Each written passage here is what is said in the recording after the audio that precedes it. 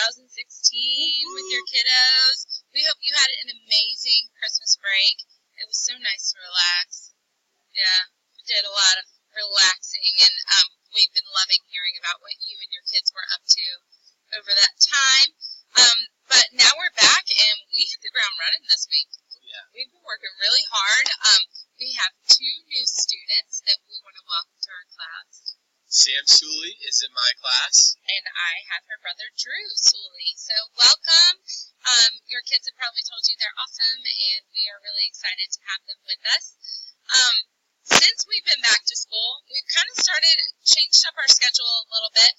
Mr. O'Keefe and I have teamed up our classes starting Wednesday, this past Wednesday, my hat's coming off, to work on FSA writing.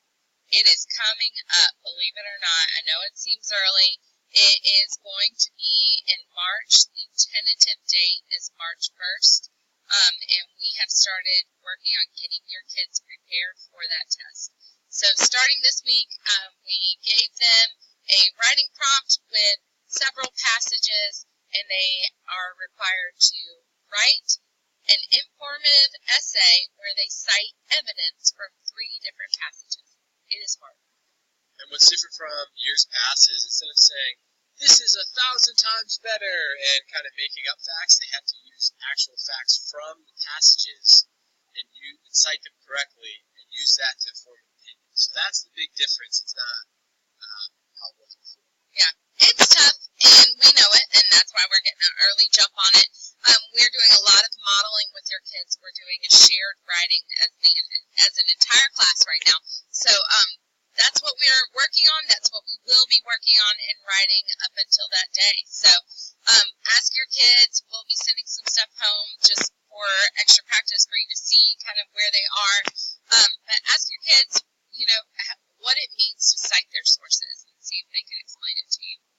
In reading, we started talking about how to find a theme of a story. So we're working on literary text, and we are working to find the topic of a story and then what the author's message is about that topic.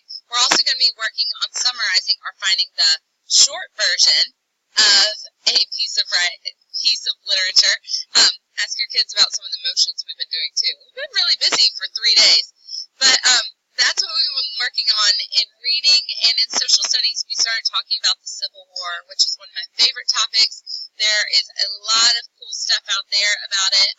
Today I showed the kids a few games on Brain Pop that they can play to get familiar with some of the different battles and things that took place. So lots of cool stuff in reading and social studies. What's going on with you? In science, we are working on STEM. So today we talked about where everyone is. Are we started the experiment? Are we finished with the experiment? Or we haven't started at all? The 2 big dates that you guys have to remember are January 22nd and January 28th. January 22nd is when the backboards are due. January 28th is when the STEM fair night is, at 6 to 7:30. The backboard, 2/3 of it can already be done right now before you even start the experiment. And in your STEM fair packet, it shows what the backboard should look like and where everything should be. And we went over that today. So you guys can already get started on that. Even if you didn't do the experiment, you can get that out of the way. In math, we are working on decimals and fractions. We did multiplying fractions right before Christmas break, and now we're working on turning fractions into decimals. And now we're going to start messing with money, and so everyone's going to be happy to have money. Math Madness is coming up. Yeah. Start getting ready for that. Mr. O'Keefe's going to be sending home some information about Math Madness. That's starting in March. So we got a little bit of time, but start getting excited about that. While we have you, I just want to remind you that your child's Lexile is on Achieve 3000. They will be updating soon because your kids have been working, and it updates as they show progress on their articles. They're also going to be listed in the comments section of your child's report cards. Make sure you check that out so you can find books that are appropriate for their reading level. Also a reminder that starting next week, your child is still required to achieve 3,000 articles at 75% or higher by the end of the week in class. Whatever they do at home does not count. It must be completed in class. And it's only 2. It's not that much. So just at 75% or higher. Also, journals start back next week, so I have put it on the Emoto calendar. If you forget what day your journals are due, they start back on Monday. And last but not least, Scholastic orders. I'll be sending home Scholastic order forms this coming Tuesday, and the orders are due by the 22nd. We also have online ordering as well, so I think that's way easier actually than sending stuff in. And don't forget to find the weekly word. It's not in the video, it's in the text, so look for it. Down there. All right, we hope you have an awesome weekend, and next week, we're going to be coming to you not live, we'll be coming to you with a video with a not live video from FETC.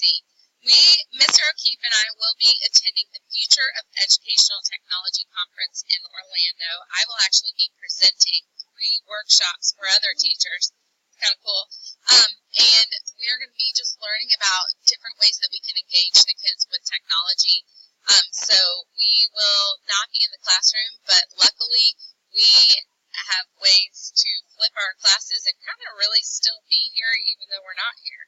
So your kids will be in great hands, and we'll still be accessible by email and text. So, and phone. So if you need us, let us know, and be looking out for our little video montage of our exciting events that we're going through next week.